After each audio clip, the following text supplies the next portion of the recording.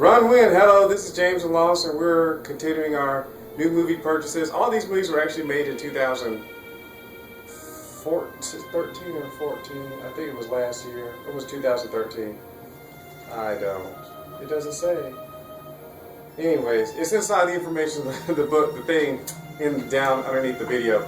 Start with Young Detective D, Rise of the Sea Dragon. You want to? Go ahead, you can start. This motion picture was, well, I guess it was horrid if you analyze the story, but it was just about a young person that it's a detective movie. I don't know if they're going to keep making movies off of it, but it's about the seahorse. It's about a plan to infiltrate the kingdom, the empire he was at, two empires. It was just something else. There was a redheaded Chinese person in there, but he's like, it's an investigator movie. They're trying to find out who's trying to do things and kill people, and it's just a lot of nothing. But it was a fun movie. I mean, as far as that, I guess the thing, they did have the sea dragon running around, big stingray like being destroying ships at the beginning, but it's just an odd movie. I'm looking at this picture of the horse that can swim. Yeah, it was like a love story. That's all it was. Some girl, some dude got turned into like a kind of animal, and then he got some kind of sea dragon thing. So I don't really think it's too much investigative because these guys are figuring out stuff that they don't really tell everybody else when you're watching the movie. It's just like, oh, we figured this out, but they don't really tell us how till later on. But there's stuff about it that we don't even know about till later on. So it's one of those kind of movies. Kind of reminded me with their little bets they were making with each other in their lives. Kind of reminded me of Redcliffe, but it's a different type of movie. But I will say it's long, and it does take you through the whole, I mean, if you want an experience of their area where they were at, they really did. I mean, they were in one place, and they went to another place, another city. Then they went to the island at the end. Had an interesting fight scene when they were climbing down the walls. That was something. And there was a little bit of fighting off in there, everybody, the martial arts stuff. But it seemed to be more of a mental type investigative thing. I don't even call it investigative. It was just more like a bunch of weird stuff going on. Some big love story is all it was. Oh yeah, the minute he got turned into the thing. Yeah, he was in love with the thing, and they were trying to get. Oh, this one, the Grandmaster. We've been following the It Man stuff. I guess this is 1, 2, 3, 4. I think this is the 5th one. Yeah, the first one, the second one. Then when he was a kid. Then he was an old man. This is the 5th It Man, the one who trained Bruce Lee. You want to start? I guess, man, I don't know what number it is, but they always be trying to go like from the beginning, so I think it's like the beginning of all that stuff. I don't know. Ain't really much to it, man. It's like starts off in like a whorehouse, and pretty much it's all about just a bunch of martial arts people meeting there. And, yeah, man, just doing different styles, teaching them different things or whatever. And he falls in love with some chick, some dude's daughter, evidently, and then years later, after he loses his wife, which that's sort of weird. Then all of a sudden she says she loves him. Weird kind of movie, it's one of those kind of movies. Yeah, I guess they tapped out. It's a different actor too. That seems like they tapped out trying to do It Man, so they kind of think this had more to do with Lady and stuff. And they were trying to pretend how, tell you about how they did duels back then and how everyone respected everybody. But it seemed to have more to do with her. She had a bad end.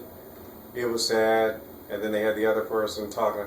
I guess it was trying to play around with talking about sexism back then, because the lady, she was the daughter who knew all the stuff, but the girls weren't supposed to learn. Well, but they had that lady in that house that did that too. But anyways, that's what she said. There's a certain style that he taught his daughter. That's all. And she was supposed to be the only one who knew it. But she said it had been greater. She was a man, I guess, instead of them trying to pass it on to the other man instead of a lady. But that's basically all it was. And she ended up dying. And I don't even know what happened to him. Maybe, oh yeah, he eventually somehow ended up opening up a thing. So the thing seems more about her, and that's about that. This is just an interesting. It's just they like it, man. He's the one who trained Bruce Lee. Nothing else. Laws, you can start Badges of Fury. That's a pretty good movie, man. There's a bunch of comedy stuff in there. I think they went too far with some of the comedy, but Jet Li did really good, sort of keep the movie stable. Other than that, you got one guy's trying to act too funny, and then the other agent girl or whatever, just they try a little bit too hard sometimes in the movie, like extremely too hard. But other than that, though, it would have been a good movie if it laid off on trying so hard on the comedy. It still would have been a decent movie. So, but Jet Li did a really good job in that movie, just holding it together. Yeah, it had interesting. First, about a lot of stuff in the movie. One is the comedy. The comedy is not I guess they call mature adult humor, which is actually bad, because I found out after watching this movie, I realized that a lot of humor and a lot of motion pictures nowadays is actually potty humor, talking about stuff they shouldn't be talking about. This was just really, they actually pulled it down to like the kid level, which is probably better because they're just trying to just be funny, period, which is, I guess that's the culture. So come on, America, y'all need to come back. You need to drop that down. Stop all those jokes about fornication and adultery and sexual immorality, because this was actually pretty funny. I like Jet Li, the dude, and the girl, the top three. Jet Li was the older person, he was the younger person, and the girl was the boss or something. The little sergeant. It was funny how they were working together. Very good actors and stuff. There was one funny part where I guess they tried to do it like the Japanese animation things, where you show the people's faces, but they have sounds going in the background. That was funny. There is sexual immorality in the movie. 2 people are homosexuals in the movie. Bad. If you don't want to see that, you probably don't need to watch that. Man's dressed like a woman, has a skirt on. Bad business. And then it does have witchcraft in it though too.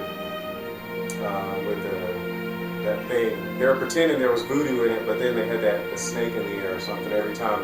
When the man went to fight, that's witchcraft. You don't need to be seeing that anyway. But the other thing was the story. They had the girl, the actress, and her sister. They had that interesting story in there. The actress stealing her sister's boyfriends and fiancés. I enjoyed the movie. It was actually pretty funny, rather unique motion picture. I mean, Jet Li was good, and I thought it was pretty interesting. But it is not advertised as a comedy. This is a comedy.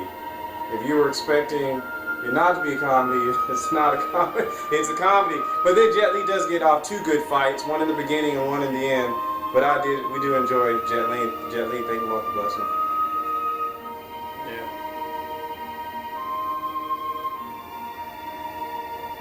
Well, that's it. God bless you. Bye, and live, move, be.